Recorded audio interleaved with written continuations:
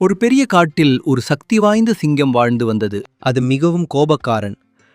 காரணமில்லாமல் பல விலங்குகளை கொன்றது. எல்லா விலங்குகளும் அதை பார்த்து பயந்தன. ஒரு நாள் ஒரு புத்திசாலி மான் ஒரு முடிவு செய்தது.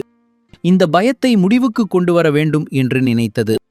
மான் மெதுவாக சிங்கத்தின் குகைக்கு போனது. சிங்கம் கர்ஜித்து, "ஏன் இவ்வளவு தாமதமாக வந்தாய்?" என்று கேட்டது. மான் அமைதியாக, "அரசே, நான் உங்கள் உணவாக வருகிறேன்" என்றது. ஆனால் இன்னொரு சிங்கம் என்னை தடுத்தது என்றது. சிங்கம் கோபமாக, "இன்னொரு சிங்கமா?" என்று கேட்டது. மான் சொன்னது, "ஆம் அரசே, அது ஒரு இருண்ட குகையில் இருக்கிறது. அது உங்களை விட பலமானவன்" என்று சொன்னது.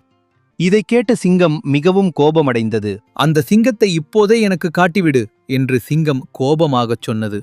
மான் சிங்கத்தை ஒரு ஆழமான குகைக்கு கொண்டு சென்றது. "அரசே, அது இந்த குகைக்குள் இருக்கிறது" என்றது.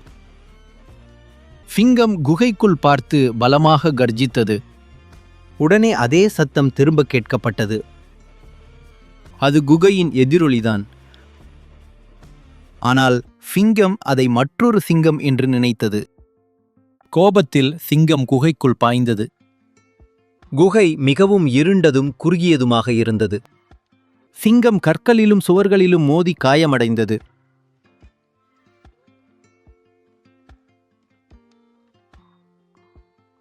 இறுதியில் அது மிகவும் சோர்ந்து கீழே விழுந்தது.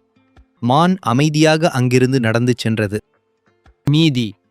கோபமும் அகந்தையும் அழிவைத் தரும். புத்திசாலித்தனம் வெற்றியைத் தரும்.